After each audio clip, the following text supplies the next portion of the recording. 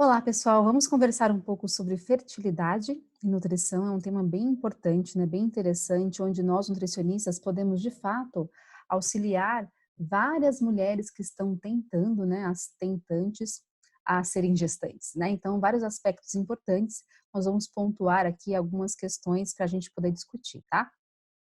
Bom, então, infertilidade é definida pela ausência de gestação após um ano de relação sexual sem uso de contracepção.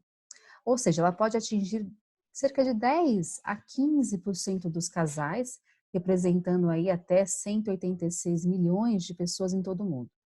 Vale lembrar que aqui nós iremos pontuar alguns pontos importantes em relação à infertilidade feminina, mas também existe vários pontos em relação à nutrição associados com a infertilidade masculina, né? Então, quando existe uma infertilidade, pode ser tanto em relação à infertilidade masculina ou feminina, né?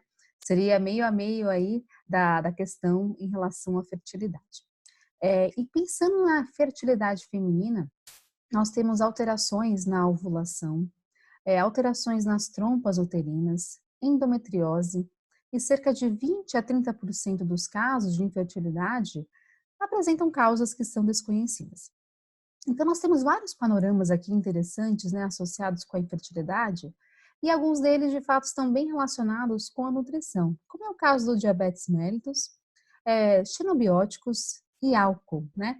Nós também temos outros panoramas interessantes associados com a infertilidade, como, por exemplo, a poluição, o tabaco, a idade e o sedentarismo, né? Além disso, alguns componentes, alguns nutrientes são importantes para que a gente consiga, né, vencer essa infertilidade, né? Então, vamos tentar falar um pouco sobre alguns deles, né, que são bem interessantes em relação aí à fertilidade, principalmente na questão da formação aí do processo de maturação que está associado com a maturação do folículo, do óvulo, que estão associadas e envolvidas com a ovulação.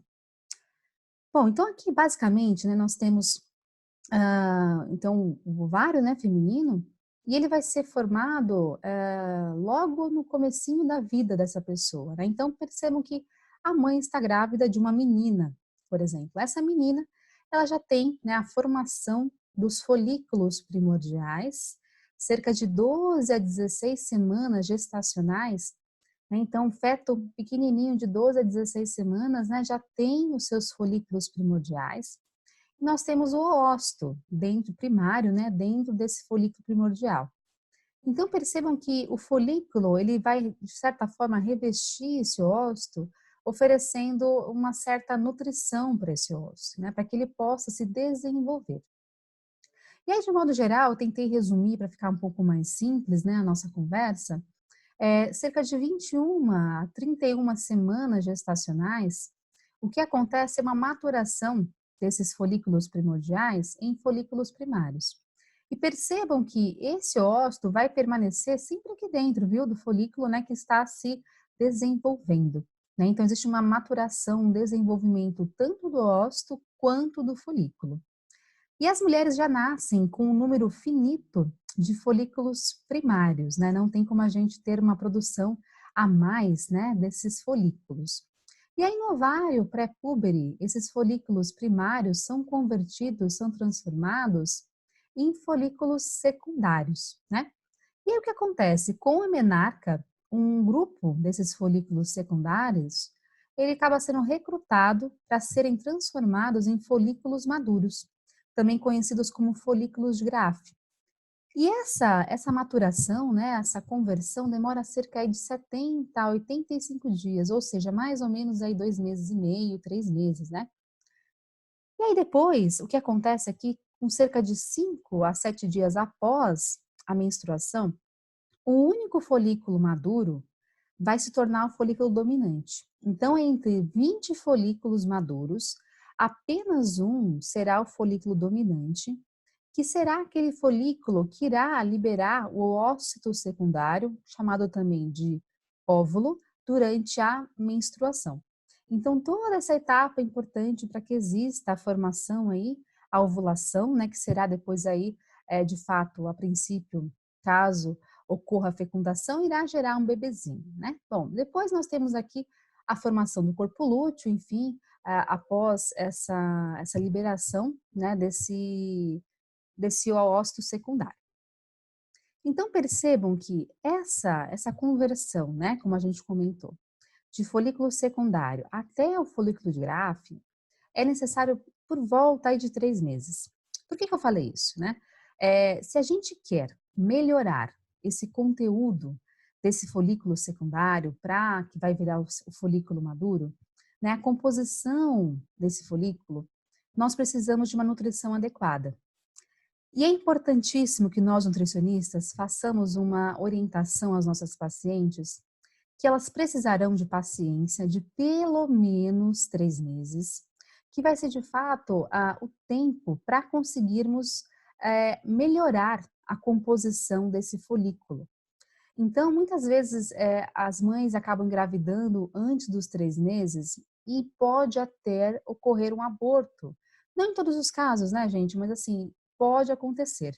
Então, é importante a gente conseguir dar orientação para essa mãe, que ela faça uma nutrição adequada durante pelo menos 3 meses. Aquelas mães que têm dificuldade de engravidar, né? As futuras mães, na verdade, né?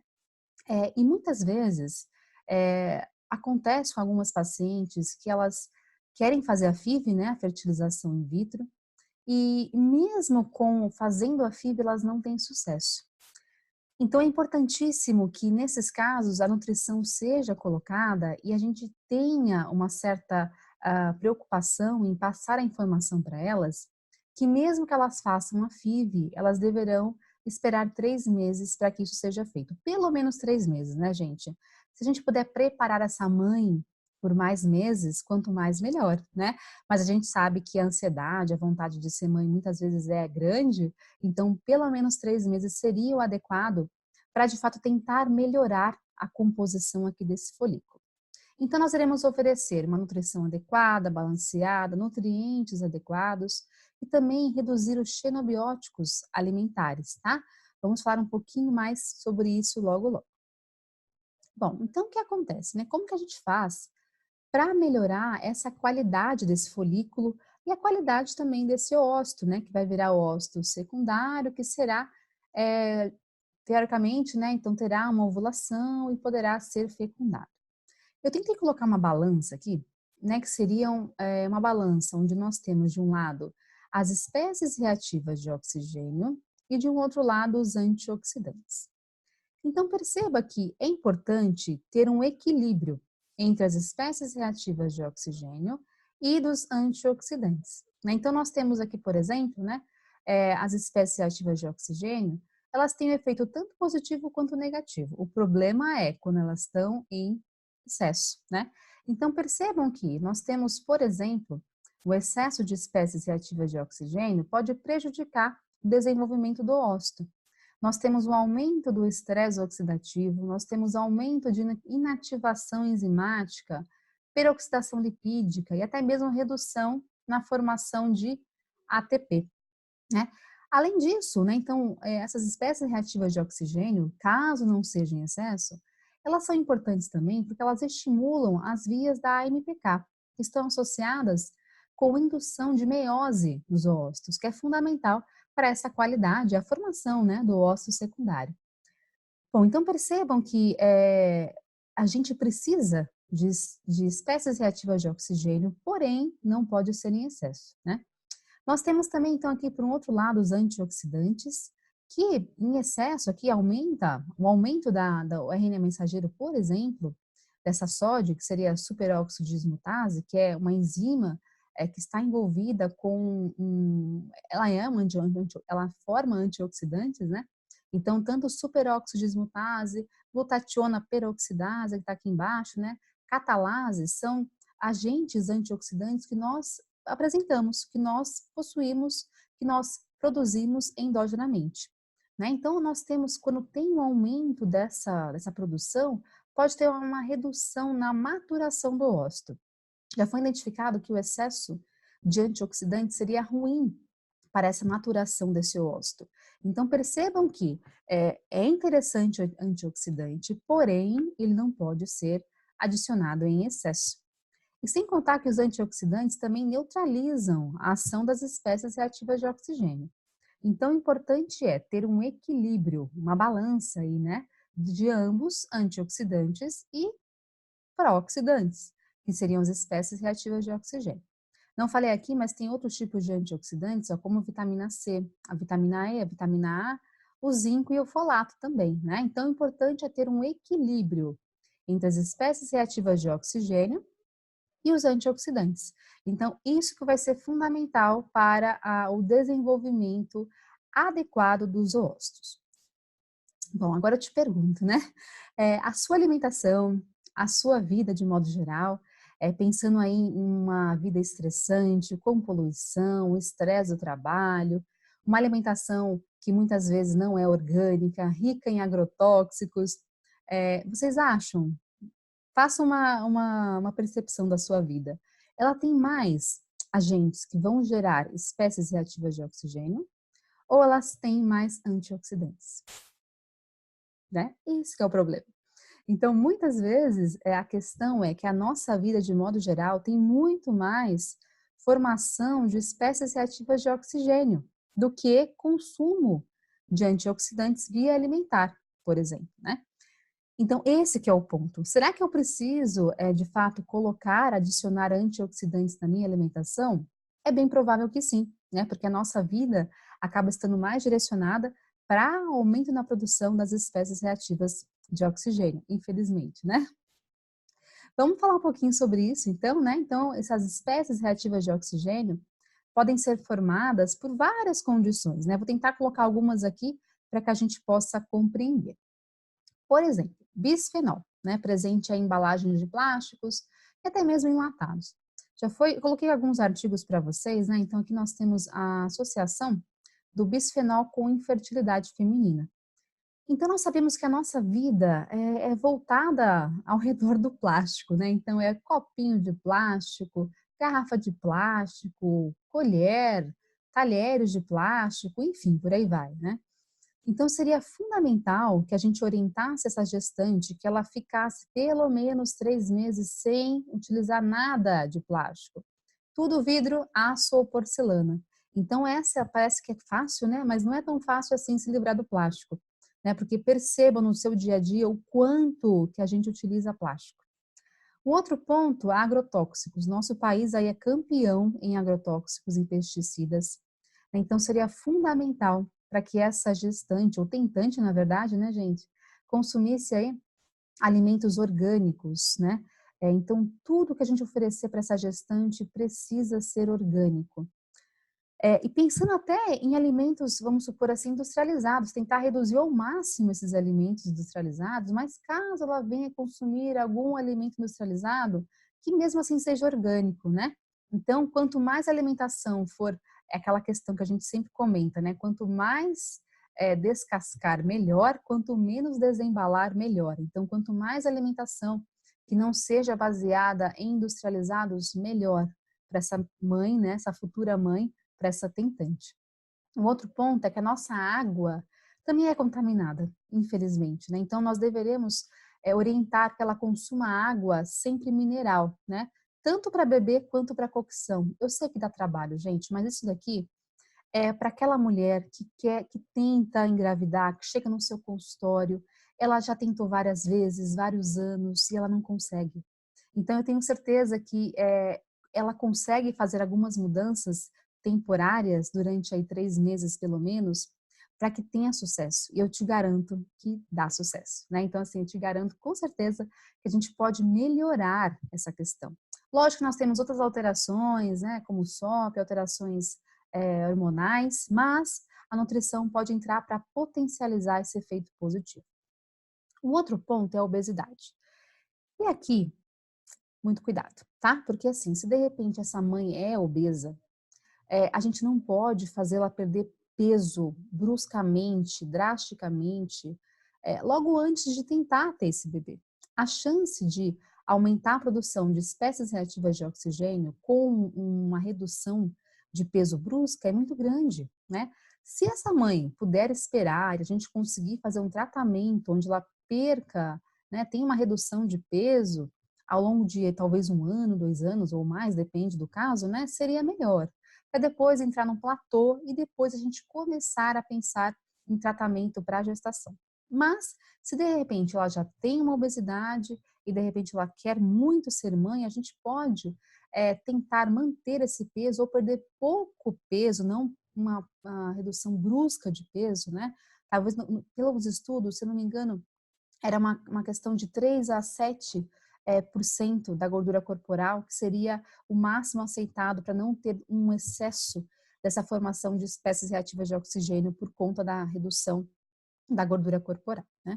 Mas é importante lembrar que a gordura corporal, ela tem uma associação muito grande com o bisfenol e com agrotóxicos. Então, quanto maior a obesidade, quanto maior o acúmulo de gordura dessa pessoa, mais essa gordura vai se ligar a esses agentes, né? A gente costuma falar que a gordura é um composto que é apolar e ela consegue se ligar a esses agentes e manter mais tempo circulante, né, e presente no nosso corpo. Então, sim, a obesidade, de modo geral, está associada com o aumento das espécies reativas de oxigênio, né?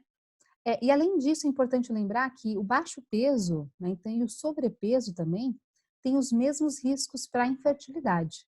E além disso, a obesidade acima de 30, né, o IMC, acima de 30 quilogramas por metro quadrado, tem 2 vezes mais riscos de problemas que são ovulatórios.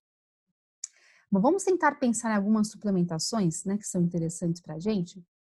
Aqui eu trouxe para vocês, né, então, pensando em antioxidantes, vou falar agora um pouquinho do folato, né, do ácido fólico. Nós temos esse polimorfismo dessa enzima metileno tetrahidrofolato redutase, ou seja, MTHFR, né? Então, nós temos o ácido fólico consumido na nossa alimentação, ele vai ser convertido por essa enzima que eu falei agora, né, até virar 5-metil tetrahidrofolato. O que acontece? Nós temos no nosso corpo uma outra via, que é a via da formação, da conversão, né, a transformação da homocisteína em metionina. Para que isso aconteça, para que a transformação de homocisteína até metionina aconteça, é fundamental que exista uma doação de metil, de grupo metil. Quem que faz essa doação desse metil? É esse carinha aqui, ó, 5-metil tetrahidrofolato. Se não existir essa conversão, se a pessoa tem um polimorfismo nessa enzima, consequentemente não tem a formação adequada desse 5-metil tetrahidrofolato. E aí, associado a isso, nós não temos a conversão de homocisteína em metionina. Consequentemente, tem maior quantidade de homocisteína. E esse aumento de homocisteína está associado com uma maior produção de espécies reativas de oxigênio. E isso está associado com prejuízo na maturação do ósito, e vários estudos demonstraram já que o aumento da homocisteína está associado com infertilidade. Coloquei mais um estudo para vocês verem aqui essa associação, tá? Para quem tem curiosidade de saber, nós temos uma certa, vamos dizer assim, nomenclatura para identificar essas alterações genéticas, por exames genéticos, obviamente, né? Que seria essa seguinte aqui, né? Então, nós temos, por exemplo, esse primeiro tipo de polimorfismo dessa enzima, que seria a alteração de uma cisteína por uma timina na posição 677 do gene, né? E isso vai acabar transformando a alanina em valina, que reduz a estabilidade térmica da enzima. E, consequentemente, a enzima não funciona tão bem e não converte o ácido fólico em 5-metil tetrahidrofolato. Nós temos também aqui um outro tipo de polimorfismo, né? A diferença é que nesse caso a gente tem uma adenina convertida aqui então em cisteína, né? Que seria então um outro tipo de polimorfismo. Qual que seria o alelo ideal? CC, né? Só que a gente pode ter 2 tipos de alterações aqui, que pode ser, por exemplo, CT ou TP. Então, a gente consegue identificar isso em exame genético para identificar qual que é o tipo de polimorfismo que essa pessoa possui, né? Que essa mulher possui, no caso, né? Pode acontecer em homem também, mas como o nosso caso aqui, né, é voltado para a mulher, vamos falar em mulher apenas. E aí, o que acontece? Ó, se essa pessoa, né, essa mulher tiver essa alteração CT, o que acontece é uma redução na quantidade da enzima em 30%. Se a alteração for TT, a gente tem uma redução aqui em 70% da atividade dessa enzima. Então, percebam que isso aqui é bem diferente, né, de 30 para 70. Então, por conta disso, a gente tem que pensar qual que é a alteração, caso a mãe possa, né, caso a mulher possa fazer o exame genético, para conseguir talvez suplementar mais ou menos, de acordo com essa alteração.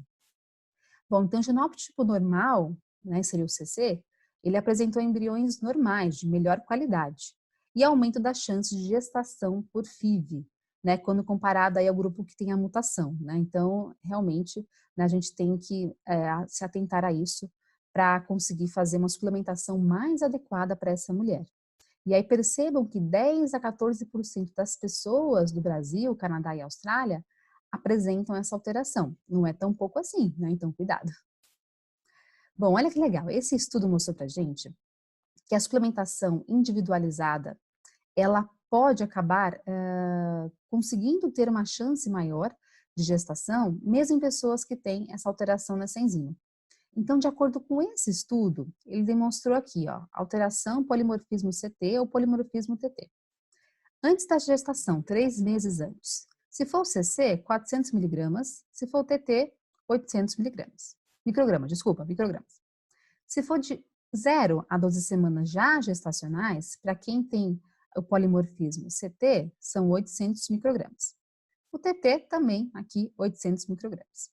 E depois, mais adiante na gestação, pode reduzir a dosagem, né, a quantidade de ácido fólico, para ambos os grupos aqui, ambos os tipos, né, de polimorfismos, 400 microgramas. Então, essa utilização já seria interessante para, de fato, conseguir vencer, entre aspas, né, essas alterações que essas pessoas apresentam, de acordo com esse estudo. Qual que seria a dose adequada de acordo com as DRIs? 400 microgramas. Então, percebam que aqui, né, a gente consegue ter essa dosagem, talvez um pouquinho maior, né, nesse caso, que seria mais adequada. A gente pode, de repente, colocar aqui, né, o L seria 1 miligrama, mas a Anvisa coloca para a gente até 605 miligramas, que é bastante, né, não precisa chegar nesse ponto. Na verdade, já foram demonstrados alguns estudos também que 5 miligramas antes da concepção gerou efeitos negativos, né? Então, assim, efeitos positivos para a mulher, mas eles vão bloquear, de certa forma, essas alterações no gene dessa enzima. Então, de repente, a gente pode pensar também em colocar 5 miligramas aí pré-concepção. Algumas fórmulas, aquelas fórmulas maternas, apresentam uma quantidade mais elevada de ácido fólico, né, que pode ser, de repente, aí utilizada e nessas pessoas que apresentam essas alterações aqui dessa enzima. Bom, então além disso nós temos também um outro tipo de suplemento que seria a coenzima Q10, né? Nós temos aqui seria várias proteínas, né, lá da mitocôndria que estão associadas com a fosforilação oxidativa, que é a etapa final da respiração celular. Ou seja, nós temos nesse caso então produção de energia, produção de ATP. E, obviamente, que a maturação do óvulo necessita de ATP sendo formado, né? Então, uma dessas proteínas aqui é a coenzima Q10, também conhecida como ubiquinona. E aí é uma questão, né? Será que, de fato, a gente suplementar via oral coenzima Q10 será capaz de fato, aumentar a coenzima Q10 mitocondrial? Isso é uma coisa a se pensar, se de fato isso vai aumentar de fato. Então, nós temos alguns estudos apenas, infelizmente. Nós não temos tanta comprovação científica assim. Afinal, gente, vamos pensar, né? A gente está falando sobre gestante, sobre tentante, na verdade. É muito difícil a gente recrutar essas mulheres para fazer algum tipo de estudo, sendo que a gente trata elas como se fosse um bibelô, né? Como que a gente vai submeter essas mulheres a um certo tipo de pesquisa científica, sendo que a vontade delas, de fato, é tentar entrar numa bolha para ser mãe, né? Então, muitas vezes o comitê de ética não aprova, muitas vezes elas não querem, né, tentar alguns procedimentos, então é difícil, né? Para a gente que vive a pesquisa científica, a gente sabe o quanto é complicado. Então, é por isso que nós não temos ainda tanto estudos, talvez mais no futuro a gente tenha um pouco mais de confirmação, sobre alguns suplementos, né? Principalmente em mulheres que estão tentando engravidar, né? Assim como crianças também, é muito difícil a gente ter um N, né, um número de participantes interessante para esses tipos de pesquisa. Então, a gente tem que ter muita cautela nos dados que nós encontramos para saber de fato se isso é aplicável ou não. Então, eu vou querer a ajuda de vocês para que a gente possa discutir esses dados, tá? Eu trouxe primeiro um dado em camundongos, na verdade, né? Para a gente ver, que eu achei tão bonitinho esse dado, é tão visual, que eu acho que é bacana a gente olhar, né? Bom, vamos lá. Então, camundongos fêmeas, né? Lógico, são as mulheres aqui, né? A nossa aula. Nós temos dois grupos: jovens de 7 a 8 semanas de idade e as idosas com 9 meses de idade. E é importantíssimo lembrar que, com o passar da idade, né, quanto mais velho nós ficamos, mais reduz coenzima Q10, infelizmente, né? E aí, nesse caso, olha que diferente. Aqui não foi via oral, foram 22 miligramas de coenzima Q10, subcutâneo, injeção subcutânea. Nós não podemos fazer isso como nutricionistas. Já é um ponto, né? Além disso, ó, 12 semanas de tratamento, né, que foram feitos para essas mulheres. E aí percebam que legal, ó. Nós temos aqui número de folículos primordial, primário e folículo secundário. A utilização da coenzima Q10, ó, aumentou todos os folículos, né? Então aqui nós temos as mais velhas com a coenzima Q10, né? Então percebam que teve toda uma alteração, um aumento desses folículos. Além disso, ó, o número de oócitos que sofreram a ovulação, então nós temos aqui as novas, tem diferença, uma redução bem significativa em relação às mais velhas, e além disso tem um aumento, ó, em relação àquelas que utilizaram a coenzima Q10. Lógico que ainda tem diferença desse grupo da coenzima Q10 com o grupo das jovens, mas mesmo assim tem diferença, né, em relação às mais velhas que não foram suplementadas. Um outro ponto bacana é que percebam que existiu um aumento do número de nascimentos, né, nascidos vivos. Então, aqui nós temos nas jovens, lógico que é maior, né, nas mais velhas reduziu, mas com a coenzima Q10 aumentou o número de nascidos vivos. E essa imagem eu achei tão bonitinha, né, nós temos aqui os ovários das jovens, olha, das mais velhas, né, como ele fica mais menorzinho, né, como tem uma certa redução aqui nas células, nos folículos, nos oócitos. Já nos ovários aqui das suplementadas, tem um padrão muito parecido com as das mais jovens, né? Então, achei bem bonitinha essa imagem, bem ilustrativa, né? Bom, além disso, esse estudo mostrou pra gente vários pontos importantes, né? Então, quem quiser dar uma olhadinha, ele é bem interessante.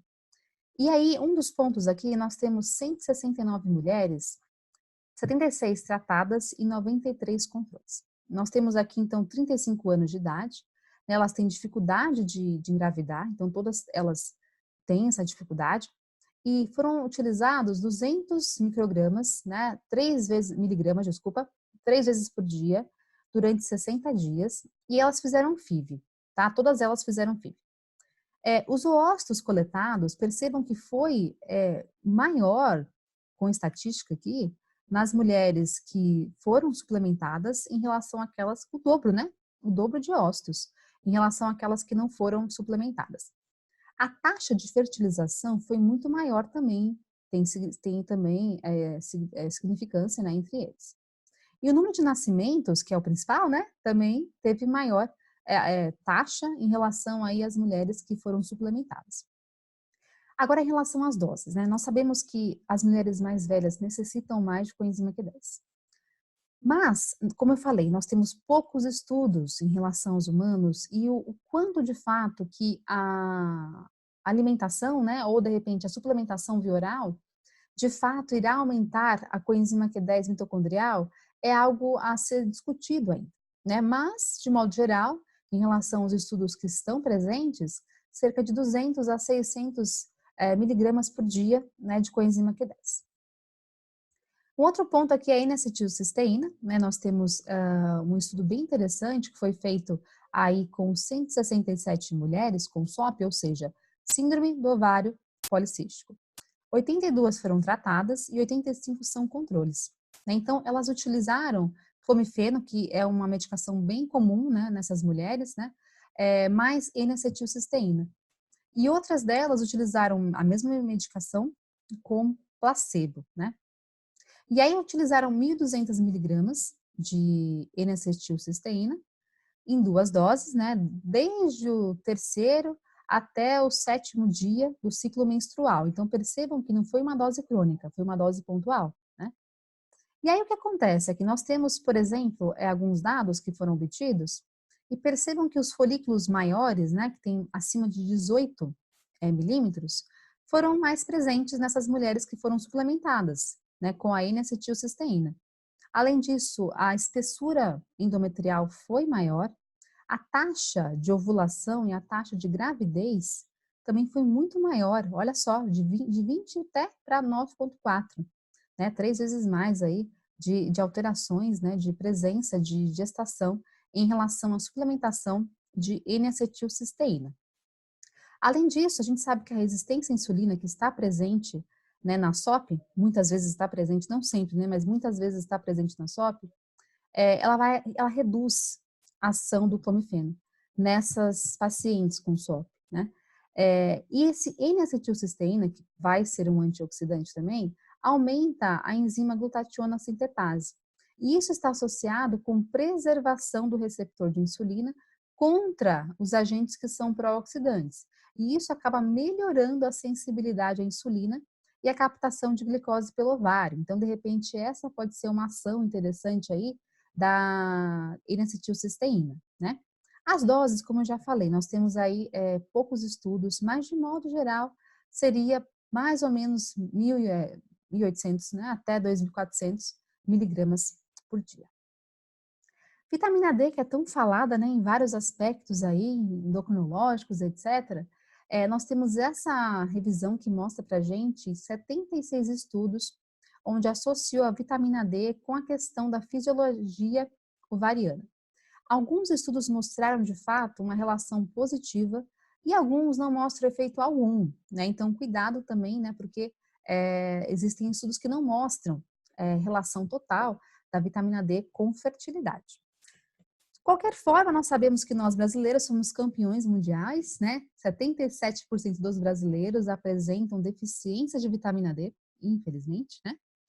E aí nós sabemos que a deficiência de vitamina D está associada com redução da SHBG, que por sua vez vai aumentar a ação androgênica. Isso também está associado com obesidade, resistência à insulina e também quadros de inflamação, tudo associado com a disfunção ovulatória na SOP. Nós sabemos que a deficiência da vitamina D é mais comum em mulheres com SOP, e a deficiência de vitamina D contribui para a obesidade também, para o aumento da gordura visceral e resistência à insulina, que são fatores comuns na SOP e na disfunção ovariana. Nós temos aqui alguns panoramas interessantes da Sociedade de Endocrinologia e a Sociedade Americana de Endocrinologistas, né? E aí cada uma delas coloca uma quantidade, né, de vitamina D plasmática que seria interessante.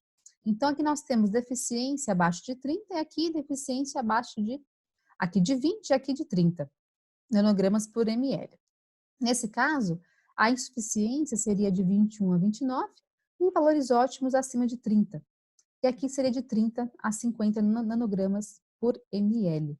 Né? Então, seria interessante, pelo menos, que essa tentante tivesse uma quantidade acima de 30 nanogramas por ml.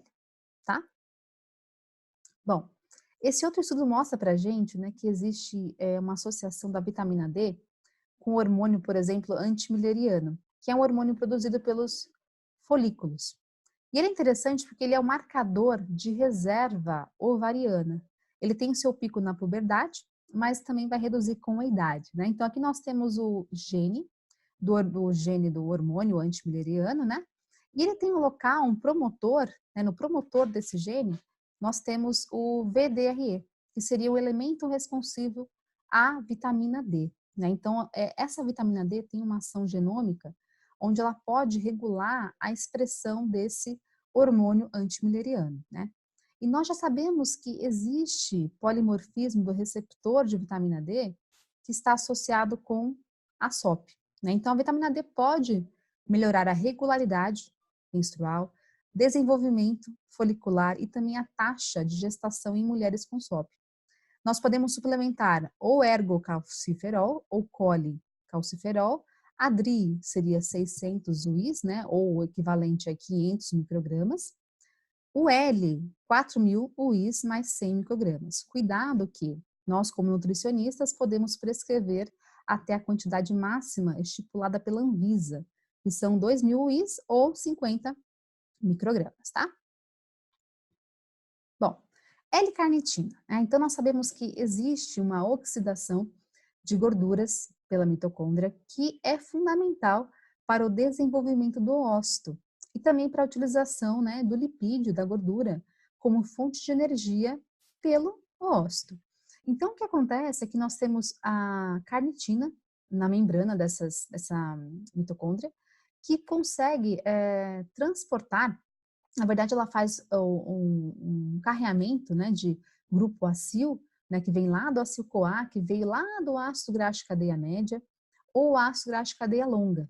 Então, ela faz esse transporte de acil, permitindo que essa gordura consiga ser transportada pelas enzimas carnetil-aciltransferase 1 e 2 por meio das mitocôndrias, né? Então, ela está envolvida com a utilização de gordura com a oxidação de gordura, que é fundamental para a produção de energia, a produção de ATP por esse ósseo. E já foi demonstrado que mulheres com SOP apresentam redução de L-carnitina, né?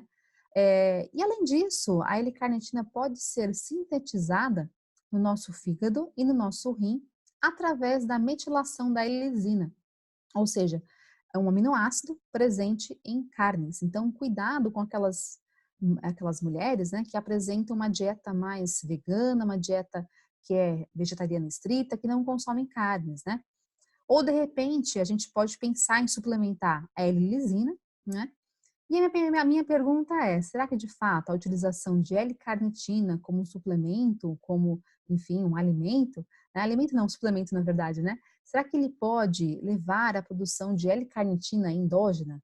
Então fica uma dúvida para a gente também se de fato isso acontece, né? Será que seria melhor utilizar a L-lisina, né? Ou melhor utilizar a L-carnitina? E aí, como eu já falei outras vezes aqui, é importante avaliar os estudos, eles são escassos, nós temos poucos estudos, então a gente tem que ter uma certa crítica em relação a isso também, tá? Bom, esse estudo trouxe para a gente 170 mulheres com SOP, metade foi tratada também com clomifeno, né? E mais a L-carnitina, e outra parte não foi tratada, só apenas com clomifeno, né? 3 gramas por dia, do terceiro ao sétimo dia do ciclo menstrual, e aí foi identificado alguns pontos importantes aqui, né? Então percebam que tanto a espessura endometrial, né, o número de ovários, de folículos, né, pré-ovulatórios, assim como a taxa de gestação foi maior naquele grupo que recebeu a L-carnitina. As doses, nós também não temos muitos estudos, né? Nós temos mais estudos em homens, em fertilização, né, em relação à fertilização em homens do que mulheres. E, de modo geral, a dose seria mais ou menos 250 miligramas a 3 gramas por dia, em relação a alguns estudos, tá? Esse estudo aqui mostrou pra gente também uns dados importantes, né? Essas mulheres com SOP, com sobrepeso também, metade foi tratada e metade foi placebo. O tratamento foi 350 miligramas de carnitina via oral por 12 semanas.